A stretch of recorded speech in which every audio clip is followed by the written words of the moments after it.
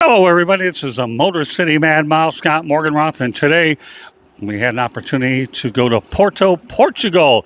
And Candy, why don't you go out there and give our audience an opportunity for our first excursion of many on this trip? So we did the highlights of Porto by land and by river. So the first thing we did is we boarded a coach bus and they bussed us along the Atlantic Ocean down to by the river. And we got to see the sights, the Porto sign, and then we got to go on a boat ride.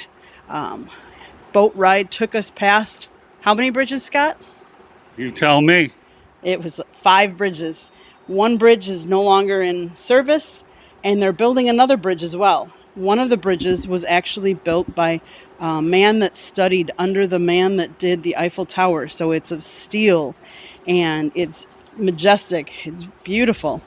And then we got to just relax on the boat.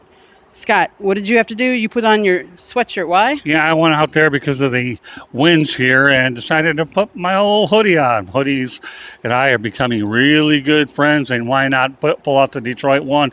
Winds were definitely out there, but the scenery was magnificent for sure. It was. And then we got off the boat and we got to walk a little bit. And let me tell you, it was hard on knees and ankles because it's where we were. It's all cobblestone, the roads. We got to go down to the city center. The city center is where they have the train station, they have cathedrals. And then from there, we got to go to a marketplace. And the marketplace is 3 levels. We actually got to eat on one of the levels. Scott, what did we eat? Well, I know calamari was one, and the other one was a appetizer fish. I thought they were both pretty good, and for what we needed, it's a little snack during the day, and of course, want to get hydrated for sure when you're out there for a period of time. Yeah, it was a cod cake is what they were, and yes, they were good. And we got to walk around the marketplace. We got a couple of little souvenirs, but again, hard on the knees and the ankles because it's all cobblestone walking. From there, we got to drive around the city a little bit more. One of the things we were talking to the tour guide about is about the soccer teams. Yes, there's a soccer team here in Portugal, and the soccer team here does not like either of the teams in Lisbon. In fact, none of the people here like the people in Lisbon. They are mildly against each other, let's put it to you that way. The people here in Portugal, which is north, all the people here support the people kind of down south is what they figure. Lisbon is the capital city, and that is where they do all the taxes. And so all the taxes from up here, and one of the souvenir shops, one of the ladies said it was the sales tax was 23%. Ouch, that's a lot. But speaking of which, the revenue from tourism, surprisingly, to me at least, was only 20%. They have other revenue from textiles, such as tiles, wine, all of that good stuff.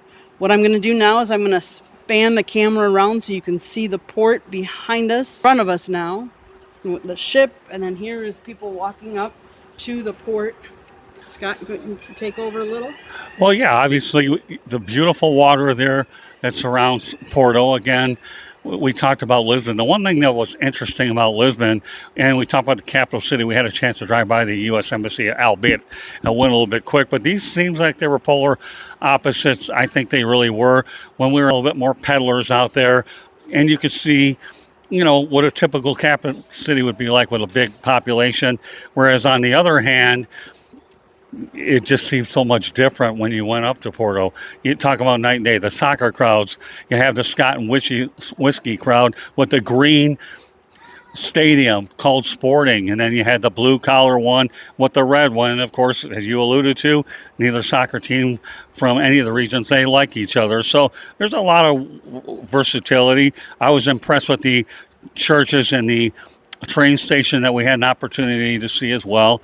So to me, it seems like when you look at both of them, I think that what I noticed was Porto was more of a well-rounded city. It really, really was. You see a lot of the cobblestones and the hills, but then as you approach later in the tour, that you were able to go out there and see some of the commercial parts that we drive on all the time, but a lot of it, that cobblestone is unbelievable. And there was a lot of construction going on, so they're continuing to fix it all the time for people that come back and see the notable changes as well. So the Tale of Two Cities, we've been here actually 3 days, Saturday, Sunday, and of course Monday, and now we leave for Spain. So when you put it all in perspective, you got to see Portugal, two of their biggest cities. What else do you want to add to it? Well, I would say you fly into Lisbon. That's where we flew in. But when we were here in Porto, one of the other things that you talked about construction is that when they do construction here, they have to keep the facade of the building. So they have to keep the old style look on the outside, and then they can redevelop the inside. So there's even a McDonald's over here that we saw, and there was a couple, but she said one is really fancy on the inside. It has stained glass windows because they bought the whole building and they wanted to do it up. So we saw McDonald's over here. I would say in Lisbon we saw KFC and Burger King. So. Right. And we saw a Starbucks over here. So the U.S. companies are definitely well represented over here as well. Although we haven't been into any of them over here, we get enough of that stateside. We want to go to the other things. When we were up in the marketplace, we had the cod cakes and the calamari. Trying to do more Portuguese type things. That's what the cod cakes were. So just trying different things. I could say when we were at the hotel in Lisbon, we also had some, they were tartettes, and I forget exactly the name, but they're Portuguese. So it was great. We've had really good time in both places. Very different cities, but yet very good time. Yeah, a special shout out to Mike Santos, who advised us about the soccer match to go to, because we just found out yesterday that there will not be a soccer stadium tour in Spain. We'll make up for it later on and find out what else we're going to use. No big deal. Stuff like that happens if you don't get enough people. So it is what it is. Another shout out to my younger brother Lonnie, who obviously has celebrated a birthday today. So Lonnie, hope you and your family have had a wonderful time where you're at, and we'll certainly have a lot of stories to tell you. But Portugal's been an interesting place. Unlike the other places that we went to last year, you feel like you're more of a local, because I didn't see as much English here. It was harder to understand a lot of the people as well. But remember, we have to get used to them. They're not getting used to us. We're on their particular turf. And the one valuable lesson that we learned about the airport is if you have a disability, you better stay on that plane. And if you don't stay by that plane, you're not going to get service. So we found out the hard way. Luckily, we had some people that helped us out anyhow. So if you're a disabled individual and you're over in Portugal, you better stay in your wheelchair and don't get off, because they are not going to help you out at all. It's called learning the hard way, but again, we manage. And I also enjoy staying at the JW Marriott, because not only did we have a chance to see those two stadiums, I think the one rule I've learned is when you go international, if you can go to the Marriott or the Hilton, you feel like those are American-based companies, and you have your points, and you feel a lot more comfortable. At least I did on this particular trip, and I'll continue to travel along those lines. But a tale of two cities for sure. And you have a lot of history that I noticed here. Obviously in Porto, whereas a typical capital city is a capital city. Nothing bad against either of them, but it is interesting how a lot of the dollars are generated from north to south. And they talk about it. There's a rivalry between these two cities, and it's noticeable.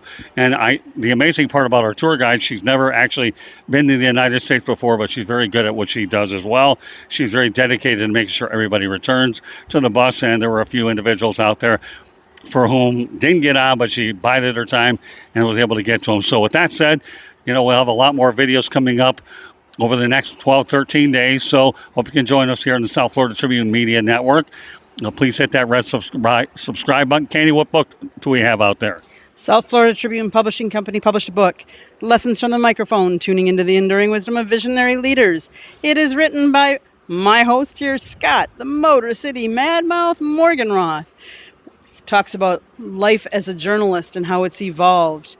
Get your copy today. It's available on Amazon, Barnes & Noble, Kindle, Google, and Apple Books. There's also an audiobook out and a link on our website, www.southfloridatribune.com. Back to you, Scott. All right, well, that does it for this particular edition of the Motor City Mad Mouse Show. We are in Portugal. Our next stop is going to be in Spain. We should be there for a few days. It'll be a very interesting week for sure. Then we'll have a day at sea, and we'll continue to keep the narrative going. Looking forward to a pretty good agenda over the next few days in Spain. Never been there, can check out Portugal off my list, and a lot more travel on the way. So that does it here for the Motor City Man Mouse Show. Scott Morganoff, glad to be joined by Candy Ebling. Thank you very much for joining us, and we'll catch you the next time. Bye now.